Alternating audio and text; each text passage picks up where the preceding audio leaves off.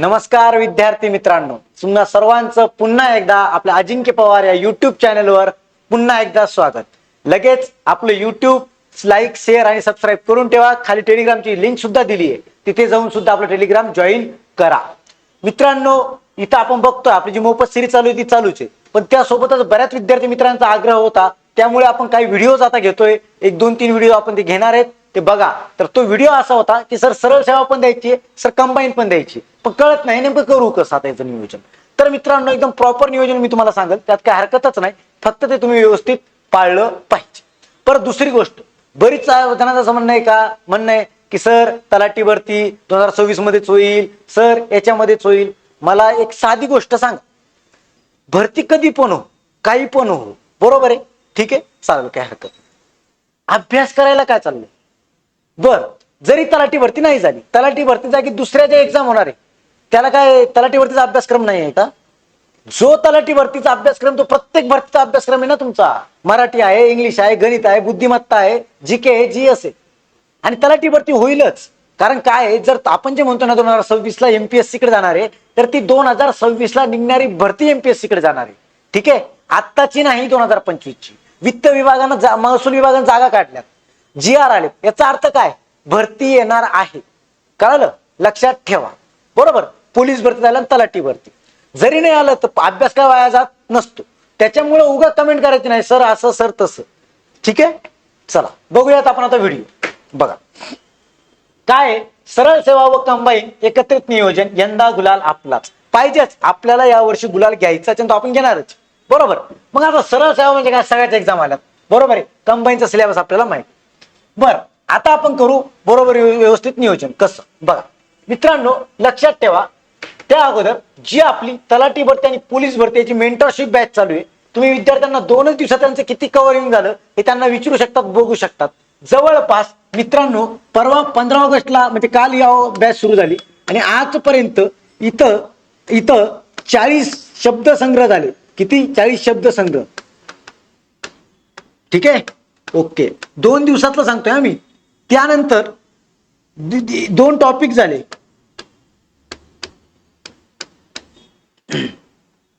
व 2 टॉपिक झाले.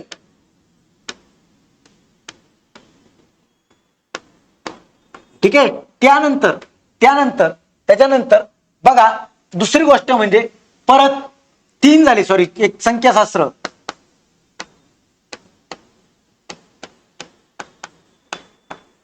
हा, आता काल आणि आज सगळे मिळून जवळपास आता 30 प्रश्न होतील. ठीक आहे, ओके. 2 दिवसात या पोरांचा एवढा अभ्यास झालाय मित्रांनो, 2 दिवसात.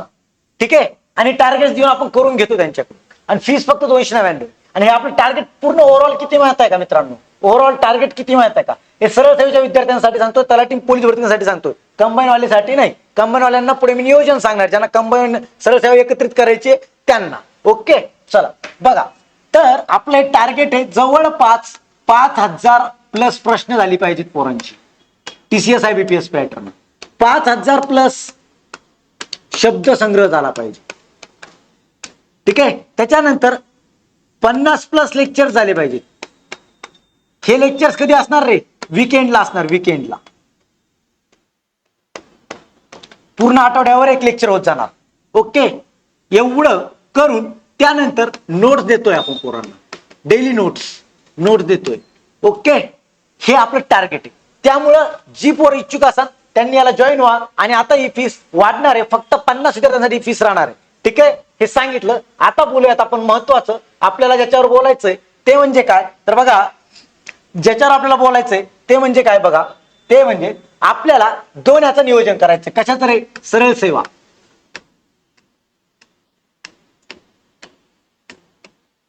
ठीक आहे, सरळ सेवा आणि इकडे कंबाईन.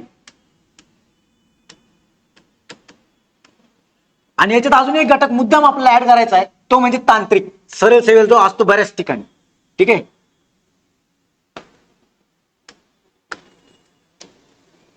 ठीक आहे, एक मिनिट बघा. आता आपल्याला काय करायचंय इथं बघा, नियोजन. हा, नियोजन.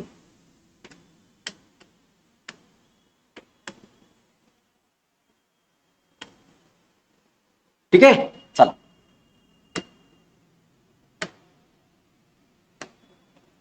बघूयात आपण. आता इकडे घेऊ आपण कंबाईन, इकडे घेऊ सरळ सेवा,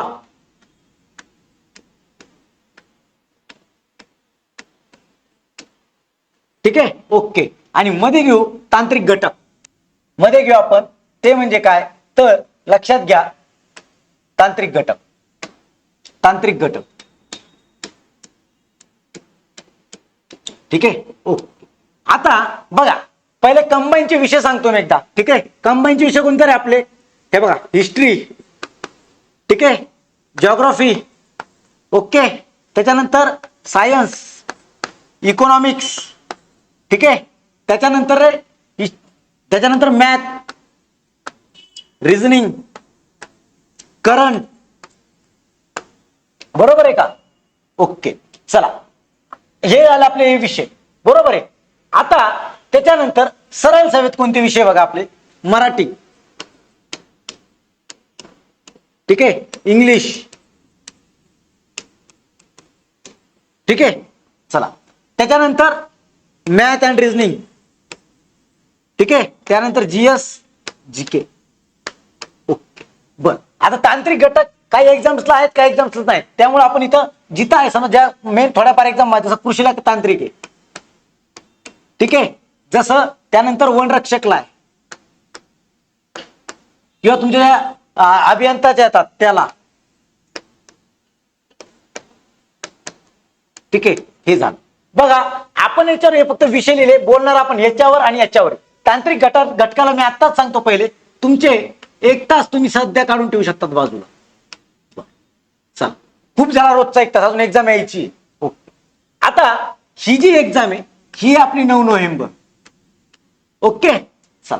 आणि त्यानंतर ही जी एक्झाम आहे, आता हिच्यात कसं आहे आपण सांगू शकत नाही नेमकं एक्झाम कोणती कधी आहे, पण जसं पोलीस भरती आणि तलाठी भरती याची जास्त शक्यता आहे सध्या.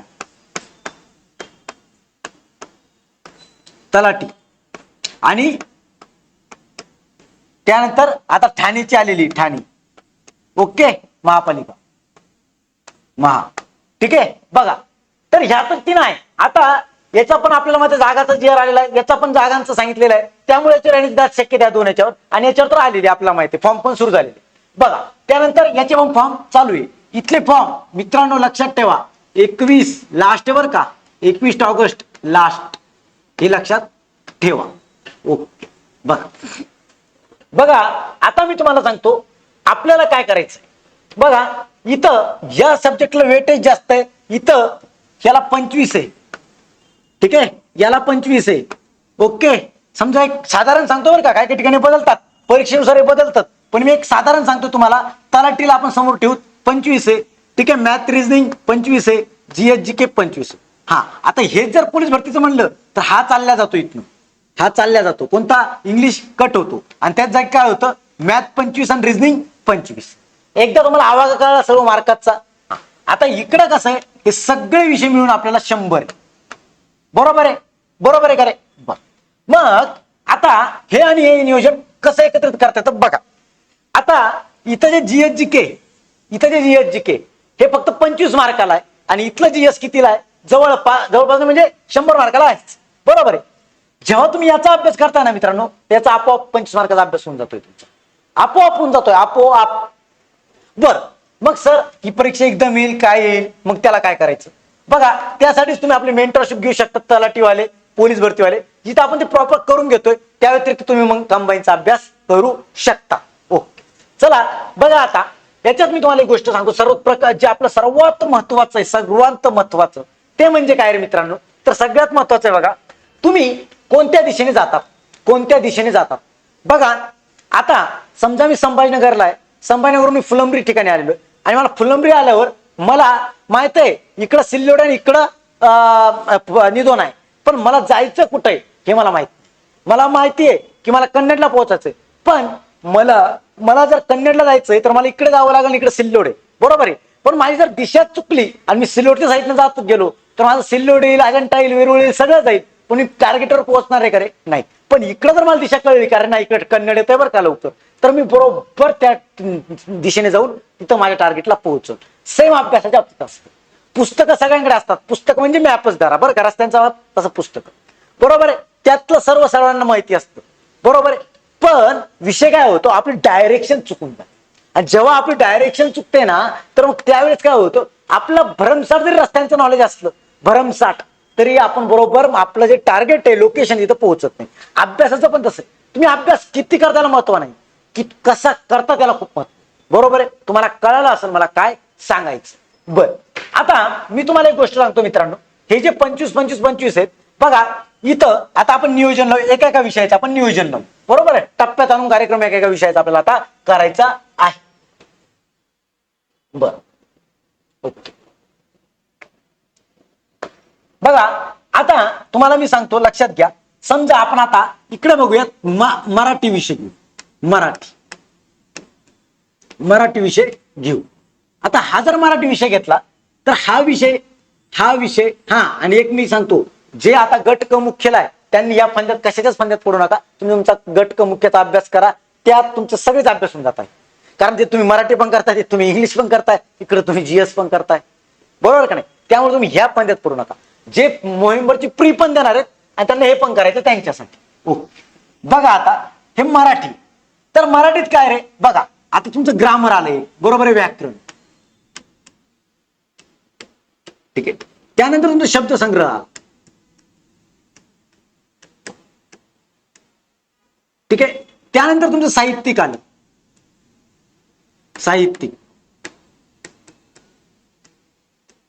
बरोबर आहे. आता हे जेव्हा 3 आहे, ह्या तिघांना मिळून तुम्हाला मार्क किती येत आहे रे, 25, बरोबर आहे. बर, आता इथं 3 तुम्ही मागं बघितलं असाल TCSचं 2 ते 3 क्वेश्चन प्रत्येक मराठीच्या साहित्यावर राहायचे. शब्दसंग्रहावर 10 धरू आपण, किती झाले, 10 3 13, बरोबर आहे. आता इथं व्याकरणाचे आपण 12 धरू. बरं, या 12 मध्ये पण आहे ना काही ठराविक चॅप्टर, बरोबर आहे. ते मी तुम्हाला पुढच्या व्हिडिओत नक्की सांगणार. आता फक्त आपल्याला 2 एकत्र कसं करायचं त्यासाठी चालू बघा. सॉरी, मग हे जे विषय, तर याचं नियोजन कसं करायचं बघा. मराठीला ना तुम्ही 1 तास द्या रोजचा, 1 तास. फापट पसारा करण्यापेक्षा मोजकं तेवढंच करा. एका तासात 1 चॅप्टर होत असतो, बरोबर आहे. त्याच्यामुळे अगोदर सांगितलं, दिशेचं उदाहरण का दिलं, त्याच्यामुळेच दिलं अगोदर तुम्हाला. 1 तास धरून चला, गेला आपला 24 तासाला 1 तास मराठीचा. ओके, चला.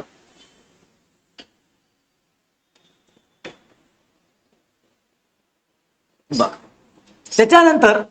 त्याच्यानंतर आता आपण इकडे इंग्लिश घेऊ. सरळ सेवेत चालू आपला. इंग्लिशला पण 1 तास धरा, 1 तास झाले, 2 तास गेले. ओके, चला. त्याच्यानंतर आता येत आहे तुमचं इथं मॅथ अँड रिझनिंग. आता मला सांगा मित्रांनो, मॅथ कंबाईन आणि मॅथ सरळ सेव, बरोबर आहे. ओके, आता मॅथ कंबाईन आणि मॅथ सरळ सेवा. आता आपल्या लक्षात आला असेल एक गोष्ट प्राकरणात आपल्याला जी जाणवती, ती म्हणजे काय बघा. मॅथ कंबाईन आणि सरळ सेवा, हे बघा, कुठं याला वेटेज जास्त आहे, कुठं त्या चॅप्टरला वेटेज जास्त आहे. म्हणजे जर इकडे एखादा XYZ कंबाईनच्या चॅप्टरला खूप जास्त वेटेज आहे, तर काही ठिकाणी, म्हणजे प्रत्येक ठिकाणी म्हणा जर 1-2 चॅप्टर मध्ये, तर ते इकडे थोडी कमी वेटेज आहे, बरोबर आहे. पण इकडे जास्त वेटेज आहे ना, आणि जिकडे याला कमी आहे तिकडे याला जास्त आहे, बरोबर आहे का नाही. म्हणजे तुम्ही मॅथ अँड रिझनिंगला जर तुम्ही रोज करत असाल तर तुमचा दोन्ही अभ्यास होणार, तुम्हाला काय वेगवेगळा अभ्यास करायची गरज नाही. मग याला आपण दिवसातले 3 तास देऊयात. 3 तास खूप झाले, खूप. 3 तास कसे दिले माहित आहे का. समजा तुम्ही एखादी बॅच घेतली असेल, त्याचं लेक्चर, ठीक आहे, त्यानंतर त्याचे प्रॅक्टिस, म्हणजे कसं 1.5 तास लेक्चर, 1.5 तास प्रॅक्टिस. ओके, आलं लक्षात. हे झालं मॅथ्स, आलं का लक्षात. त्यानंतर बघा, आता पुढचं दाखवतो मी तुम्हाला. सगळ्यात महत्वाचं झालं आता हे. आता जे सगळ्यात डेंजर वाटतं, म्हणजे विषय कसा आहे माहित आहे का, एका ठिकाणी एवढंच आहे आणि एका ठिकाणी एवढं आहे, बरोबर आहे. मग आता इथं वर करतो मी जीएस जीके. आता याला आपण असं हे करू आता, ठीक आहे. असं इतकं म्हणलं का तुम्ही फक्त काय करायचं, सरळ सेवा. ओके, सरळ सेवा आलं. आता त्याचे कसे पे बघा आता. ओके, आता त्याचे बघा कसे प्रकार पडत जातात. आता इथं हिस्ट्री आलं, ठीक आहे, इथं जिओ आलं, इथं पॉलिटी आलं, ठीक आहे, इथं इको आलं, ठीक आहे, इथं सायन्स आलं, ठीक आहे, इथं बघा हिस्ट्री जिओग्राफी, इथं परत तुमचं हे आलं काय म्हणतात आपलं पर्यावरण, म्हणजे बरं आपण धरू, याच्यावर जास्त क्वेश्चन येत नाही पण एक धरू आरटीआय. काही काही सरळ सेवेला आहे, काही काही सरळ सेवेला, बरं का, प्रत्येक पण काही काही ठिकाणी आहे. बघा history, Jio, polity, economics, science, RTI घेतला आपण. त्याच्यानंतर माहितीचा अधिकार नियम, बरं का, माहितीचा अधिकार हे काय नाही, हे ठीक आहे, हे ना तुमचं एका दिवसात सुद्धा होतं एवढं, कारण हे ना एका दिवसात कव्हर करू शकतो, तेवढी काही अडचण येत नाही याला. हे म्हणजे प्रत्येक ठिकाणी नाही, हे फक्त काही ठिकाणी विचारलं जातं. ओके, त्याच्यानंतर तुमचं आलं करंट, बरोबर आहे का रे? हा, आता आता बघा हे सगळे विषय जेव्हा एकत्र होतात तेव्हा हे इथे येतं जीएस जीके, बरोबर, सामान्य ज्ञान. आता सरळ सेवेला इथं 25 मार्क आहे फक्त, हा, आणि कंबाईनला याला सर्वांना मिळून 100 मार्क. बरं, याच्यात मॅथ अँड रिझनिंग बी टाका, बरं का, म्हणजे कंबाईनला जाताना याच्यात ऍड मॅथ रिझनिंग करा. तुम्ही म्हणाल एवढ्याला 100 मार्क आहे का? नाही, तर मॅथ अँड रिझनिंग आपण याच्यात धरलेलं नाहीये, ठीक आहे, ते धरून 100 मार्क आहे, पण आपण मॅथ अँड रिझनिंगचं दुसरं आपण सेपरेट तुम्हाला सांगितलं, त्यामुळे याच्यात ऍड केलं नाही आपण. परत सांगतो, मॅथ अँड रिझनिंग याच्यात ऍड करून हे सगळे 100 मार्क याचे, आणि इकडं मॅथ अँड रिझनिंग वगळता याला 25 मार्क. आलं लक्षात? बर, मग आता हे दोन्ही ठिकाणचं नियोजन आपल्याला कसं करावं लागेल बघा. तुम्ही ज्यावेळेस करंट वाचताय तर इथं ठराविक काही चॅप्टर असतात ते वाचा, बरोबर आहे, जे ठराविक चॅप्टर ते व्यवस्थित वाचा, बरोबर आहे. मग आता आपण काय करायचं, समजा तुम्ही कंबाईनचा अभ्यास करताय, तर तुम्ही हे बघा, आपला 1 तास गेला इंग्लिशला, 1 तास गेला मराठीला, 3 तास गेले सायन्स, सॉरी 3 तास गेले आपले कशाला, तर ते आपले 3 तास गेले ते म्हणजे याच्यासाठी, कशासाठी, आपले मॅथसाठी, म्हणजे 5 तासाचं नियोजन आपलं झालं. बरं, आता राहिले आपल्याला, समजा आपण जास्तीत जास्त 8 तास अभ्यास करतो, 9 तास अभ्यास करा, शक्यतो तुम्ही 9 तास तर अभ्यास केलाच पाहिजे, बरं 9 तास देतो, तर 9 तासात सॉरी, मग एकाच दिवशी हे सगळे विषय करायचे असतात का? अजिबात नाही. 2 विषय घ्या, वरच्या 4 तासात आहे ना, वरच्या 4 तासात आहे ना, तर एक एक तासाचे 2 विषय घ्या, एक तास 2 विषय घ्या, बरोबर आहे. समजा तुम्ही एका साईडने करंट चालूच ठेवायचं तुमचं, बरोबर आहे, आणि एका साईडने तुमचं हिस्ट्री राहू द्यायचं. आलं लक्षात, एका साईडने करंट चालू, एका साईडने हिस्ट्री चालू आहे, बरोबर. मग हिस्ट्रीला तुम्ही पूर्ण जरी वाचलं, पूर्ण जरी केलं कंबाईनच्या दृष्टिकोनातून, तरी बी समजा तुम्हाला याला 15 दिवस लागले, ठीक आहे, बरं, तर त्याच्यात तुमच्याकडे हिस्ट्रीचं कव्हर होऊन जातं. तर याला हिस्ट्रीची गरज काय, याला फक्त हिस्ट्रीसाठी तुम्हाला ओल्ड 11वी जरी वाचलं तर कव्हर होतं, कारण येऊन किती प्रश्न येणार रे हिस्ट्रीवर, 3-4, बरोबर आहे का नाही, ओके. जास्तीत जास्त क्वेश्चन कशावर येणार आहे आपला, इथं करंटवर येणार आहे. 8-9 क्वेश्चन असतात 25 पैकी, बरोबर आहे, 8-9 क्वेश्चन असतात, किती, 8-9 क्वेश्चन. हा, आता मी तुम्हाला हे नाही म्हणत आहे, तुम्ही हे लक्षात ठेवा पहिले, की 25 हे जे जीएसजीकेचं वेटेज दिलं मी तुम्हाला सरळ सेवेचं, हे परीक्षेनुसार बदलू शकतं. जर तलाठीला 25 आहे तर एका दुसऱ्या एक्झामला ते 20 मार्काला पण असेल, पण एका म्हणजे ऍव्हरेज धर, बरोबर आहे, 8-9 क्वेश्चन, आणि बाकी याचे राहते 8-9, आणि बाकी सगळे विषय मिळून राहतात तुम्हाला 10-12 क्वेश्चन, म्हणजे असं क्वेश्चन्स राहतात. बर, मग हे तुमचं तिथं कव्हर होऊन जातं. मग जेव्हा तुमचं हिस्ट्री होतं, बरोबर आहे, हिस्ट्री झालं, आणि तुम्ही हिस्ट्री सोबत म्हणजे तुमच्या एका दिवसात किती विषय चालताय बघा, हिस्ट्री धरला आपण, ओके, हे बघा हिस्ट्री धरला आपण एक, ठीक आहे, त्याच्यानंतर तुमचं इथं हे पण चालू आहे, काय म्हणतात, करंट, ठीक आहे, तुमचं इथं हे पण चालू आहे मराठी, तुमचं इथं मॅथ पण चालू आहे, ठीक आहे, बघा आता, आणि तुमचं इथे इंग्लिश पण चालू आहे रोजच्या शेड्यूल मध्ये, बरोबर आहे. आता हिस्ट्रीला समजा तुम्हाला, आता ज्यांचा कंबाईनचा चांगला अभ्यास झालाय, कारण राहिलेत परीक्षेला 3 महिने, याचा अर्थ आपला अभ्यास चांगला झालेलाच असं समजावं लागेल. कारण आतापासून जर कंबाईनला तुम्ही 0 सुरुवात करताय तर अजिबात करू नका, पुढच्याच अटेम्प्टचं पहा, नाही तर मग डायरेक्ट सरळ सेवा करा, कारण 3 महिन्यात पूर्ण अभ्यास होत नसतो. 3 महिन्यात एक्झाम काढणं म्हणजे छोटी गोष्ट नाहीये, ठीक आहे, हा लक्षात ठेव. हा, हा होतो ना, कुणाचा होतो, ज्यांचा अगोदर रिव्हिजन झालंय, अगोदर 1-2-4 वेळेस वाचून झालंय त्यांना. तर अशा पोरांनी 10-15 दिवस जरी दिले हिस्ट्रीला, त्यांचं हिस्ट्री होऊन जातं कंबाईनचं पण, आणि मग तर सरळ सरळ विषयच मिटतो त्यांचा. बरोबर आहे. कारण तुमचं डेली चालू द्या, daily. Okay, math reasoning daily चालू आहे. बर, मॅथ सॉरी मराठी आहे, ठीक आहे. आता मॅथ अँड रिझनिंग डेली, आणि हे जे मराठी आहे, हे मराठी तुम्हाला खूप झाले 25 दिवस लागतील बघा याला कव्हर करायला. खूप झालं, बरोबर आहे. 25 याला आणि 25 याला, म्हणजे 25 याला आणि 25 याला, म्हणजे आता वेगवेगळे 25, म्हणजे 50 दिवस नाही झाले. हे आपलं डेली चालू आहे. म्हणजे जेव्हा 25 दिवस उजाडेल तेव्हा तुमचं मराठी पण झालेलं राहतं, आणि तेव्हा तुमचं इंग्लिश पण झालेलं राहतं. कारण सगळं नसतं करायचं राहत. जे दरवेळेस विचार राहतं ते PYQ कळत असते. कुठून कळतं सर? नेमकं थोडंच पण मोजकच पण आवश्यक कुठून करायचं, तर ते PYQ मधून कळत असतं. त्यामुळे अगोदर PYQ आपल्याकडे पाहिजे. ते PYQ कळले की आपल्याला डायरेक्ट कळून जातं की कोणत्या चॅप्टर क्वेश्चन विचारले जात आहेत. म्हणजे तुमचा डायरेक्ट 50% लोड कमी होऊन जातो. याला 25 दिवस झाले.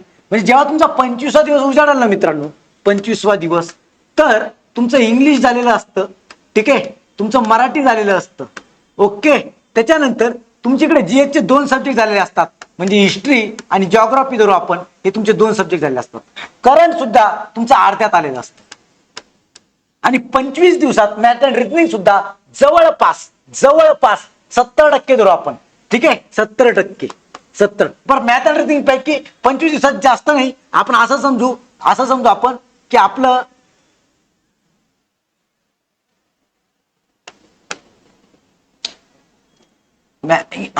असं समजू आपण, मॅथ अँड रिझनिंग जे आपलं मॅथ अँड रिझनिंग याच्यातलं आपलं फक्त रिझनिंग झालं असं समजू. 25 दिवसात होतं रिझनिंग. 25 दिवसात रिझनिंग होतं म्हणजे होतं, बरोबर आहे. मग तुमचं राहिलं काय रे आता? मॅथ राहिलं. ओके, करंट चालूच, त्याचा विषय सोडून द्या. हिस्ट्री झालं, जिओग्राफी झालं, बरोबर. राहिलं काय? आता राहिलं काय बघा, आपण आता रिव्हर्स राहिलं. आता आपलं राहिलं काय रे?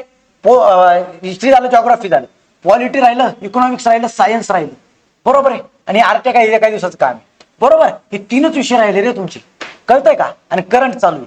मग तुमचं जेव्हा तिथं या 25व्या दिवशी तुमचं जेव्हा इंग्लिश मराठी होतंय, तुम्हाला फक्त आता गरज काय? इंग्लिश मराठीची तुम्हाला क्वेश्चन सोडवायची, बरोबर आहे का? इंग्लिश मराठीची तुम्हाला क्वेश्चन सोडवायची. ओके, मग याच्या जागी तुम्ही पॉलिटी ऍड करा ना, पॉलिटी ऍड करा. ओके, याच्या जागी पॉलिटी ऍड करा. एकच विषय घ्या, चला 2 पण नका घेऊ, 2 घेतले तरी होतात. पॉलिटीची किती तुम्हाला? पॉलिटीला 15 दिवस लागले, बरोबर, पुढचे, बरोबर. आता पहिले 25 दिवस गेले आपले, ठीक आहे. पहिले 25 दिवसाचं नियोजन झालं. आता पहिल्या 25 दिवसाचं नियोजन झालं. आता दुसऱ्या 25 दिवसाचं नियोजन बघू आपण. 15 दिवसात आपलं पॉलिटी झालं इथं. आणि तेव्हाच पॉलिटी जेव्हा खतम होईल त्याच्यानंतरच तुमचं तिथल्या तेवढ्याच पिरियडमध्ये तुमचं मॅथ रिझनिंग टोटली संपतं, बरोबर आहे. तिथून पुढे म्हणजे 25 + 15 म्हणतो बरं. पहिले 25 तर झाले आपले, बरं का? कळतंय ना सर्वांना? ह्या 15 मध्ये पॉलिटी झालं, ठीक आहे. त्याच्यानंतर बघा तुमचं काय राहिलं रे? मग काहीच सायन्स राहिलं फक्त. आता पॉलिटी झालं, आणि याच्यासोबतच तुमचं इथून पुढे जेव्हा तुमचं 15 दिवस झाले, म्हणजे 25 आणि 15 किती झाले? 25 + 15 बरोबर 40 दिवस झाले. म्हणजे 40 दिवसात English complete, Marathi complete, polity complete, history complete, math and reasoning complete, ठीक आहे. त्याच्यानंतर मॅथ अँड रिझनिंग कंप्लीट झालं बघा. त्याच्यानंतर इंग्लिश, मराठी, पॉलिटी झालं, हिस्ट्री झालं, मॅथ अँड रिझनिंग कंप्लीट झालं. म्हणजे 5 विषय जागेवर कंप्लीट झाले, जागेवर. बरं, त्याच्या पुढं आता त्याच्यानंतर तुमचं हिस्ट्री झालं, हे 5 विषय जागेवर कंप्लीट झाले. राहिलं कोणतं? आता हे 5 विषय जर झाले 40 दिवसात, अजून मी तुम्हाला 20 दिवस देतो. 20 दिवस देतो अजून. समजा आपण आता 20 दिवस देऊ. 20 मध्ये तुमचं इकॉनॉमिक्स, ठीक आहे, 30 धरा, चला 30 दिवस इकॉनॉमिक्स आणि सायन्स. बरं, सायन्स सरळ सगळं थोडं कमी वेटेजला राहील, पण सायन्स तिकडं कुठे? त्या साईडला आपल्या याला कंबाईनला जास्त वेटेजला आहे. म्हणून मी काय विचार केला की हे तुमचं डेली चालू राहील, बरोबर आहे. म्हणजे पहिले 40 दिवस आणि नंतरचे हे सायन्सचे 40 दिवस, आणि सायन्सचे धरले आपण जास्तीत जास्त 30 दिवस. सायन्स आणि इको हे सगळे मिळून 40 आणि 30 70 दिवस झाले. किती दिवस? 70 दिवस झाले, बरोबर आहे. आता ऐका, 70 दिवस झाले. आता हे जे 70 दिवस झाले, तर या 70 दिवसात तुमचा टोटल सिलेबस कव्हर होतोय. मराठी, इंग्लिश हे तिकडं झालं, सायन्स झालं, इकॉनॉमिक्स झालं, म्हणजे सगळं तुमचं कव्हर झालेलं आहे. आता पोरं म्हणताल सर आता कंबाईनला तर 85 दिवस बाकी आहे आणि मग 70 दिवस झाले, मग 15 दिवसात काय करू? असं नसतं राहत. तुझं मॅथ अँड रिझनिंग होतं म्हणजे एक विषय बाकी म्हणजे तू टेस्ट सिरीज सोडायची नाही असं नसतं राहत. जसे जसे तुझे विषय कंप्लीट होत जात आहे तसं तसं तुला रिव्हिजन टेस्ट सिरीज सोडायची आहे. म्हणजे असं नाही माझं आज जर हिस्ट्री आणि जिओग्राफी कंप्लीट आहे तर मग जर माझी टेस्ट सिरीज चालू आहे, आता टेस्ट सिरीज चालू आहे सर्वांच्या, तर इथं ऑलरेडी तुम्ही केलेलं आहे सर्व, ऑलरेडी केलेलं मी अगोदरच सांगितलं. ज्यांचं अगोदर झालंय त्यांनाच हा फायदा आहे. ठीक आहे, हिस्ट्री आणि जिओग्राफी म्हणजे अगोदर झालं तुम्ही टेस्ट सिरीज देऊ शकतात. राहिलंय आपला आता 15 दिवस. किती दिवस? 15. अरे या 15 दिवसात 85 दिवस म्हणजे अजून सरळ सेवा लांबच राहिली. या 70 दिवसात जेव्हा तुमचा अभ्यासक्रम कंप्लीट होईल का तेव्हा सरळ सेवेच्या ऍडची एक्झाम आलेली राहील. बरोबर, ऍड आलेली राहील. तोपर्यंत तुम्ही झालेले असणार आहे, तोपर्यंत तुमचा अभ्यास झालेला असणार आहे. सरळ सेवा तर डन झालेलं राहील. कंबाईन एक्झाम आलेली राहील. इथं तुम्ही फुल रेडी राहील एक्झाम. म्हणजे विचार करा तुम्ही किती प्रॉपर तयार होताय, प्रॉपर तयार होता. लक्षात आलं का? असलं नियोजन ठेवावं लागल. आलं का? परत इन शॉर्ट एका मॅप मध्ये मी तुम्हाला लगेच सांगतो आपण आता लोक काय बोलू.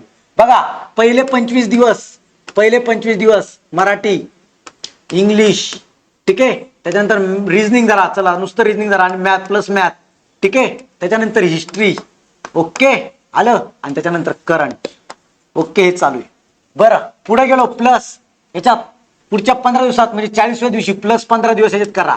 त्याच्यात तेव्हा तुमचं याच्या जागी हे इथंच संपलं, हे इथंच संपलं, ठीक आहे. याच्यातला बी 70% भाग इथं संपला, ठीक आहे. हिस्ट्री इथं संपलं, ठीक आहे. करंट ऑनगोईंग,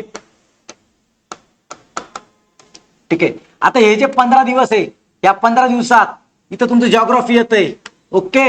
इथं तुमचं पॉलिटी येतंय, ओके ओके. त्याच्यानंतर तुमचं इथं मॅथ अँड रिजनिंग आपल्याला प्रॅक्टिस चालू राहील. बरोबर आहे, मॅथ रिजनिंग प्रॅक्टिस चालू राहील. त्याच्यामुळे ते झालेला विषय बाजूला ठेवायची प्रॅक्टिस राहील. हा इथं 15 म्हणजे 40 दिवसात झालं, ओके. हा बाकी तुमची बाकीच्या विषयांची रिव्हिजन चालू राहणार आहे. बरं झाले 40 दिवसात. 40 दिवसात आता राहिले कोणते विषय रे? फक्त तुमचं सायन्स राहिलं, सायन्स प्लस इकॉनॉमिक्स राहील. हे 2 विषय राहिले तुमचे, सायन्स आणि इकॉनॉमिक्स. हे 40 दिवस झाले, बरोबर आहे. या 40 दिवसानंतर तुम्ही इको 10 दिवसात कंप्लीट करतात म्हणजे झाले 50 दिवस. आणि सायन्स तिथून पुढे कंटिन्यू राहू द्या ना, कंटिन्यू राहू द्या शेवटपर्यंत. म्हणजे जवळपास तुम्ही 50व्या दिवशी जवळपास तयार होताय. 50 दिवस झाल्यावर तुम्हाला पुढचा पूर्ण वेळ भेटतोय अभ्यासाला सगळं करायला. आणि सरळ सेवा तर तुमची इथंच जवळपास 90% संपती 45 दिवसात. आलं लक्षात? म्हणजे 50 दिवस जवळपास 50 दिवस जरा प्रॉपर नियोजन होतं. मी तो प्लस 20 केले त्याच्यात. आलं लक्षात? याप्रमाणे नियोजन करा पोरांनो. 100% सांगतो निकाल येतो म्हणजे येतो. बाकी इम्पॉर्टंट टॉपिक्स काय असतील काय नाही हे पुढे मी तुम्हाला सर्व सांगतोच, त्यात काही हरकतच नाही, काळजी करू नका, ओके. आणि लक्षात ठेवा, कधीही लक्षात ठेवा, या गोष्टी आपल्या प्रॉपर झाल्याच पाहिजे. आणि शेवट जाताना एक सांगेल की कुठली गोष्ट करताना ना मित्रांनो माइंडसेट खूप महत्वाचा. कसं काय असतं, तुम्ही जर एखादा उद्योगात पडत असला ना, एखादा उद्योग उभा करत असला ना, तुम्हाला 1000 लोक काय सांगतात माहिती का? अरे काय नाही, हा उद्योग काय उभा राहत नसतो. अशी लय जण बघितली 2-2 वर्षात 3-3 वर्षात दुकानं बंद केली. किंवा तुम्हाला असे सांगणार असतात, तुम्ही जर एखादा अभ्यास करत असलात, अरे काय नाही एमपीएससी करणारे लय पोरं आहेत, म्हातारी होत आले, टकलं पडलीत, डोक्यावरची केस गेलीत, पण काही झालं नाही. मग तुम्ही खचून जातात. पण त्याच वेळेस तुम्ही जर असा विचार केला तर अरे बाबा उद्योग क्षेत्रात टाटा कुठे गेलेत, त्याच वेळेस तुम्ही असा विचार केला तर हा बाबा हा एवढे पोरं म्हातारी झाली झालं नाही, पण अशी पण आहे ना ज्यांनी एक अटेम्प्ट मध्ये निकाल काढला. बरोबर आहे की नाही? मग तुमचा माइंडसेट ठरवत असतो, बाकी काही नाही. तुम्ही कोणत्या माइंडसेटने घेतात. तुम्ही जर हा माइंडसेट घेतला की यार त्याने 1 वर्षात मी एमपीएससी काढली तर मी पण काढू शकतो, तर तुम्ही पण निघणार. पण तुम्ही जर हा माइंडसेट घेतला की यार नाही यार उद्योग खरं काही फायदा नाही उद्योगात जाऊन, उद्योग 2 वर्ष झाला की 2 वर्ष चालत नाही, कितीतरी उद्योग वाढलाय, मग तुम्ही जिंकत नसतात. जिंकायचंय तर माइंडसेट महत्वाचा आहे. माइंडसेट पॉझिटिव्ह ठेवा. थांबतो, धन्यवाद.